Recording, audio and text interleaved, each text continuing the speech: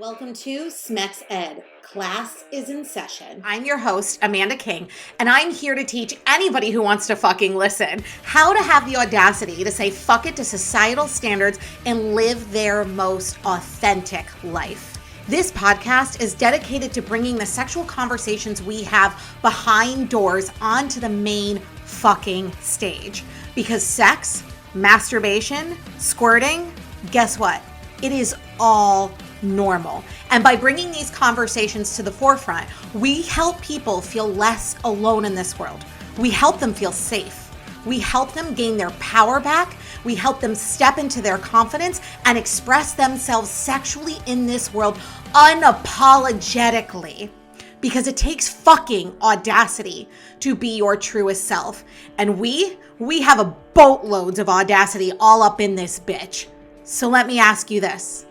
Are you ready for some epic shit? So when it comes to P and V sex, what you need to recognize is that not all vulva owners have the ability to have an orgasm via penetration, which is a huge misconception that a lot of people have because we're brought up in a penetration focused society. It's another story for another day.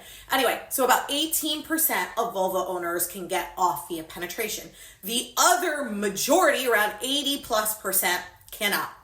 So when we're talking P and V sex, we are talking about adding external stimulation for partners who can and cannot get off via penetration. So some toys. If you look at this back shelf, we have this kind of second shelf here. These are all different style of anal plugs, which are a great option if you are looking for dual stimulation during sex. So you can do any type of anal training kit. You can do vibrating anal plugs. You can do rotating anal plugs. You can also do on this kind of shelf right down here, this is all clit stimulation toys. So each of these toys provide a different style of clit stimulation to vulva owners. So you have clit suction toys, you have air pulse technology toys, you have vibrating toys. Any of these toys can be added to provide extra stimulation during P and V sex.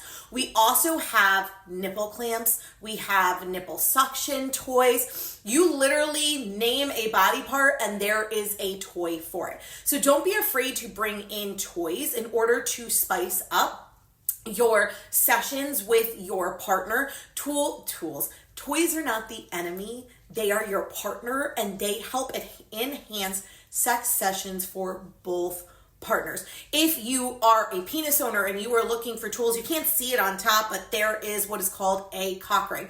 A cock ring is a toy that is basically placed on the base of the shaft to help restrict blood flow to the penis to make it harder and to make you last longer during sex. They typically come with bullet vibrators of some sort attached to them. This is for your vulva owner partner. That's so that she can feel clit stimulation while riding you. So just research what toys both you and your partner are intrigued in. It could be a fun kind of thing that you guys do over a glass of wine at the end of the night.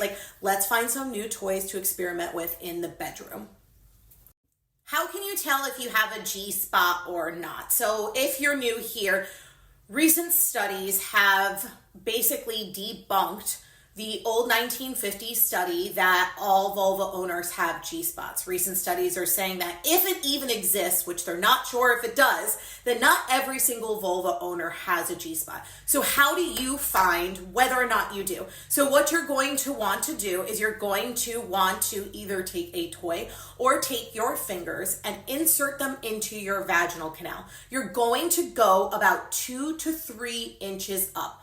First thing I would say, before inserting anything into your body, ensure that you are already aroused prior. This makes it easier for you to find stimulation zones or erogenous zones within the vaginal canal rather than kind of going in cold. So stimulate yourself a little bit first, get warmed up, then either take a finger or toy and put lots of water-based lubricant on it and insert it up to 2 to 3 inches inside the vaginal canal. Why 2 to 3? Because it's different for every single person's body.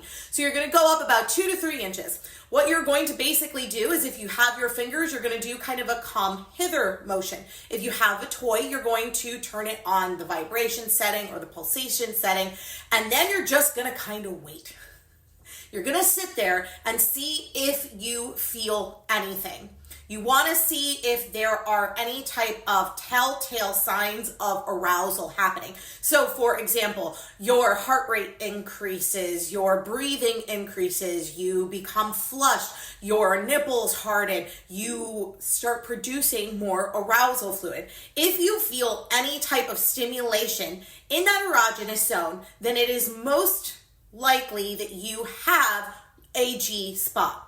Now, if you don't feel anything, totally normal, that's okay. What you're gonna wanna do is you're gonna wanna take that toy, you're gonna wanna take that finger, and you're gonna wanna go about 1 to 3 inches higher and look for your A spot. Your A spot is your anterior fornix orgasm. Now, the way you are going to stimulate that spot to produce an orgasm, said that wrong, to produce an orgasm is you're gonna go up there with your fingers, it's kind of the front wall of your vaginal canal, and you're gonna kind of move them in a windshield wiper kind of motion. If you're using a toy, once again, you're going to stick it in there, you're going to put it on a vibration or pulsation setting that you like, wait and feel it. The deeper in the vaginal canal you go, the deeper style orgasm. And the last one in the vaginal canal is your cervical orgasm. That's the deepest penetrative orgasm that a vulva owner can have. That is between 6 to 8 inches inside the vaginal canal. Yes, the vaginal canal can get that long because when you become aroused, it stretches out. What does the G spot feel like? Another common misconception that a lot of people have because of the 1950s study is that the G spot is like a literal spot in the body, when in fact it's actually an erogenous zone. So according to the 1950s studies, they said that it feels like it's a size of a walnut and it's a spongy tissue. Not true at all. It is more of a spot, like a zone within your body. So it's not like when you insert your fingers into yourself and or a toy, you're all of a sudden gonna hit something, or you're going to all of a sudden feel this spongy exterior. No, not at all. What you're going to do is you're just going to put the toy up there and kind of move it around, put your fingers in there, try different types of motions to see if you can find that erogenous zone. Then, like I said, go up to the A spot, then to the cervical orgasm. When you are not stimulated, a vulva owner's vaginal canal is anywhere from like 1 to 4 inches long. When you become aroused, it goes from 1 to about 8 inches long. You will feel cervical orgasms between 6 and 8, A spot orgasms between 3 and 6 inches, and G spot between 1 and 3 inches up. So as you're putting the toy in there and you're kind of feeling around, when you're hitting against the vaginal canal, because it is a canal, you are looking for erogenous zones, not necessarily spots. Unlike the prostate, however, if you were participating in prostate play, you are going to feel something in there. You're going to feel something that sometimes feels like a walnut and or a pebble. But yeah, that's the difference. You're not going to really feel a spot when it comes to the G spot. Your partner is telling you that you're getting too wet when you're riding them. Is this true? Listen.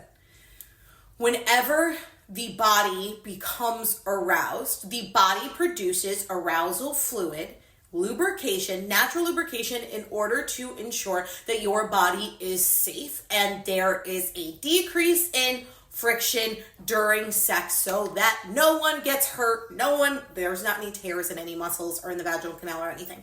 So is it normal for you to get wet if you are fully aroused and or riding someone? Abso-fucking-lutely.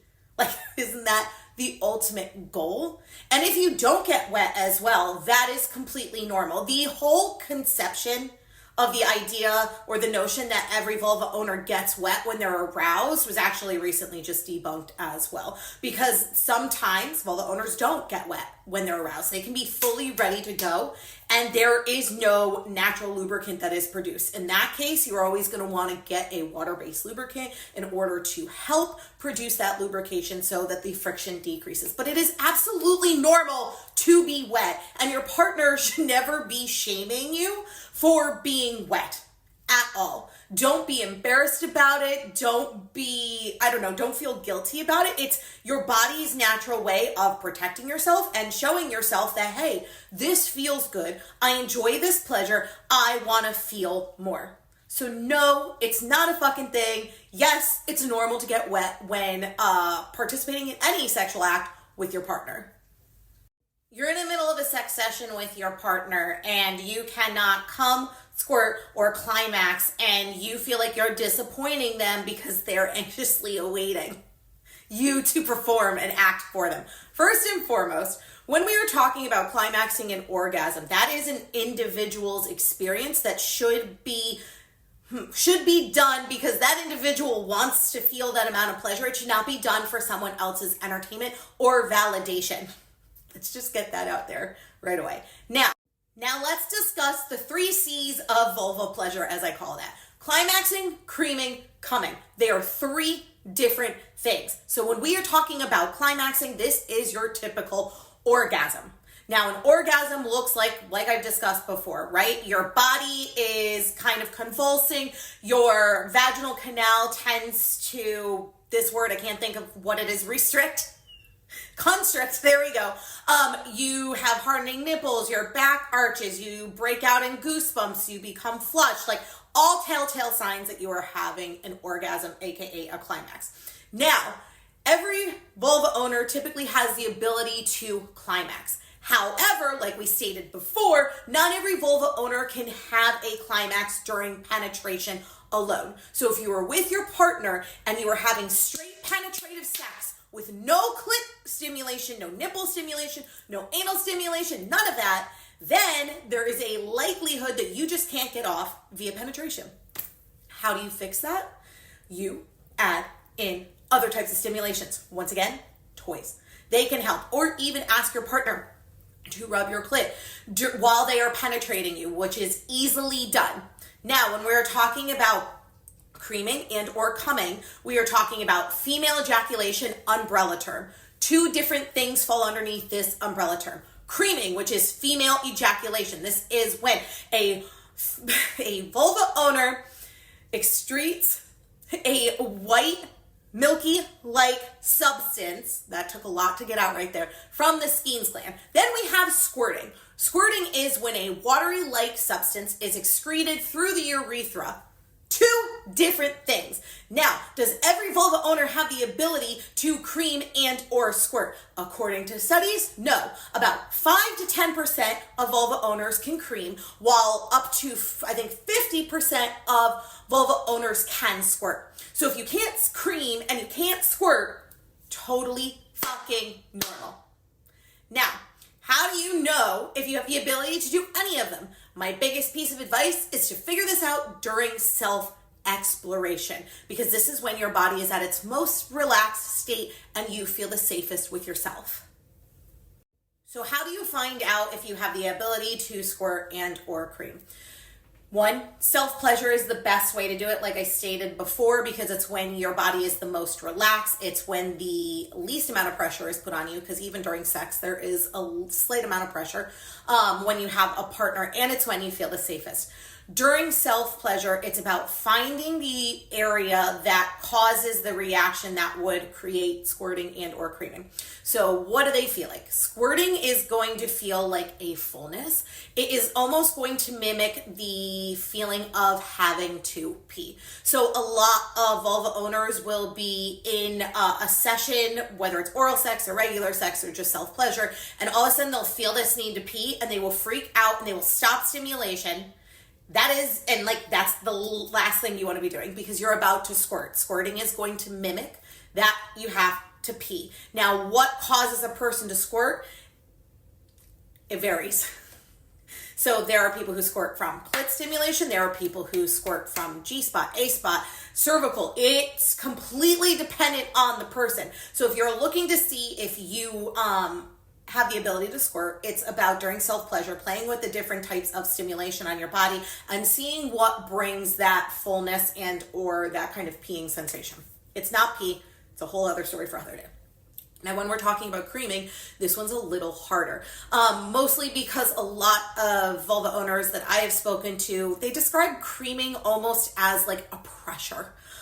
It typically happens after orgasmic state where they feel like there is a pressure and they push down on that pressure. It is almost kind of like that you are squirting, but it feels a little different and you kind of bear down on it and then you are able to cream.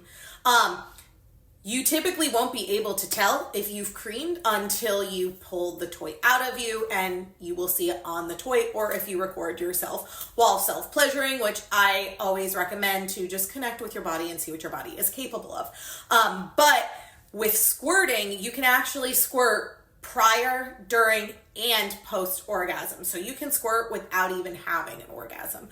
So that's kind of the information I can give you in a very short amount of time about all of the 3 C's, because it's literally a topic I could talk about for 45 minutes straight. There's so much education behind it. But that is basically kind of the how-to and what each of them feel like.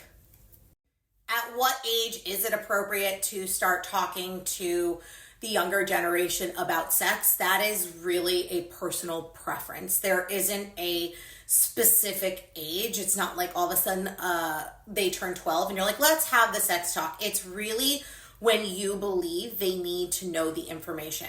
And this is kind of a way that I think about it. Think about your own sex life. When was the first time that you were starting to become interested in sex? When was your first kiss? When was the first genitalia you touched? Now, if a child that you know is around that age, I would say, and it's appropriate time to start talking about it. And it's really not about going into all of the details. It's more about giving them the knowledge and letting them know that this is normal. Everything that they're feeling is normal. There is nothing to be ashamed about, and that you are always there to answer any questions rather than having them go and search on things online. I do not have kids. However, I have 8 nieces and nephews, and 4 of which are girls and 3 of which are the age of 14 and 1 is 11.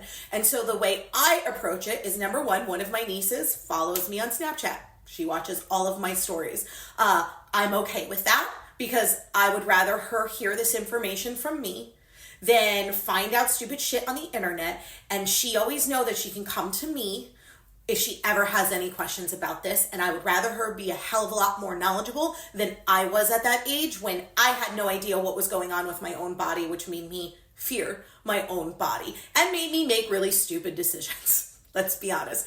And so my other 2 nieces, this is how I approached it with them. I found out that they were going into 10th grade health. 10th grade health is when you start talking about sex. We all know sex education is a shitty topic in school. So I said to my niece, I said, listen, I know that you're going into sex ed next year. I know that you're going to be in 10th grade health. And you may not know what I do, but I teach sex ed to adults. And I know that you may have questions coming up next year or right now. And I just want you to know, we don't have to talk about anything right now, but if you ever have any questions, I am here to have those discussions with you, and I will keep everything that you tell me between us. I won't talk to your mom about it. It will be just for me and you. I just want you to feel safe, and I want you to feel like you have someone to come talk to about all of this. And I know this is awkward because she turned 10 shades of red. I know this is awkward, but it doesn't need to be because everything you're going through is completely normal. Be there to answer questions, and mostly just know, don't avoid the topic. There are so many people out there that avoid it because it's uncomfortable. Neither of my parents gave me the talk. And you know what happens if you are not talking to your kids about this? They're going to find the fuck out in different ways. How are they going to find out? They're going to go to the internet. They're going to watch porn. They're going to look at movies. And we all know how unrealistic all 3 of those things can be for both people and non-binary people, for everyone, when it comes to the topic of sex. So be better than the generation was before us and normalize this topic and be open to have this conversation. If you are like, I cannot talk to my child about this, it freaks me out, I'm not comfortable with it, find someone who you trust that is comfortable talking about it, to have your child have the ability to go to someone. Because once again, if they feel like they can't talk about it with you, they will find a way around it, and they will search for that information, or they'll listen to other kids at school who think they know the information and they don't. And so we're constantly miseducating kids. I understand it's a sensitive topic. I understand that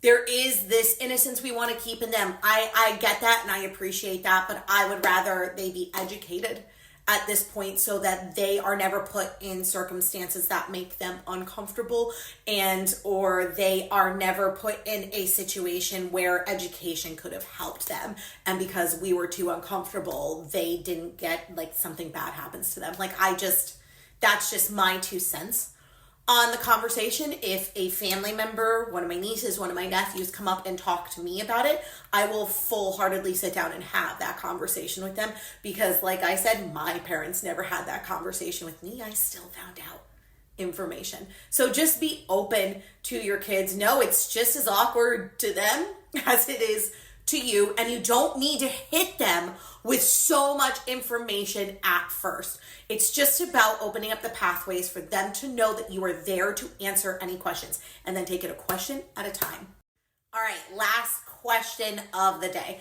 I can only come if I am riding on top. How do I do that with a vibrator? Okay, so logistically, when we are talking about penetrative sex with a vulva owner being on top, 2 reasons you could be climaxing that way.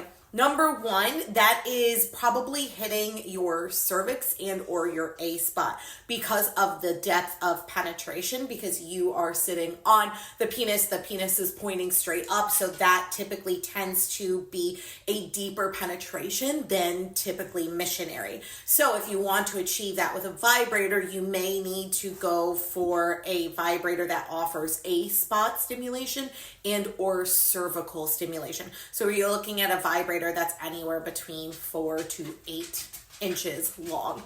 Now, another reason you could be climaxing as well is because typically when you are on top, a vulva owner's clit is being simultaneously stimulated through the friction of riding. So what I mean by that is your clit is basically hitting off the pelvic area of your partner, which is causing stimulation. So you're actually receiving 2 types of stimulation, although you think you're only receiving 1. You are receiving penetrative stimulation and clit stimulation. So look for a vibrator such as a rabbit vibrator that offers clit stimulation in the form of vibrations, in the form of air pulse technology, and a vibrator that has penetrative features. Another thing that you could do as well is look for a vibrator that has clit stimulation, that's a rabbit vibrator, that's a thrusting or rotating vibrator. And this is because with a thrusting rabbit vibrator, the vibrator is going to thrust up and down, which is similar to the motion if you are going up and down, riding on top, or a rotating one typically rotates, so it is causing friction against the vaginal walls that can help achieve an orgasm. So look for vibrators that mimic the style of sex that is causing you to be able to come. Also, when it comes to sex versus masturbation and self-pleasure, sometimes with self-pleasure, we kind of just jump right into it. You have to give yourself foreplay just like you would in sex. If you have someone else, they're usually doing the foreplay to you, but don't be afraid to stimulate your body and get pre-aroused before you insert the toy inside of yourself. So put the toy on your nipples, put the toy on your anus, put the toy on your clit. Get yourself good and warmed up. Thank you so much for listening to Smex Ed with Amanda. And some parting words for you today. Remember this: no matter how hard society pushes you down, no matter how many times you fall, as long as you get the fuck back up, they can never stop you. You are unfuckable with. You will win. Don't allow this world to dictate how you show up in it. Don't allow society to make you bend the knee. Instead, make them bend theirs. And don't forget, if you like what you heard, go on to iTunes and Spotify and leave your girl a review. Until next time, my beautiful people.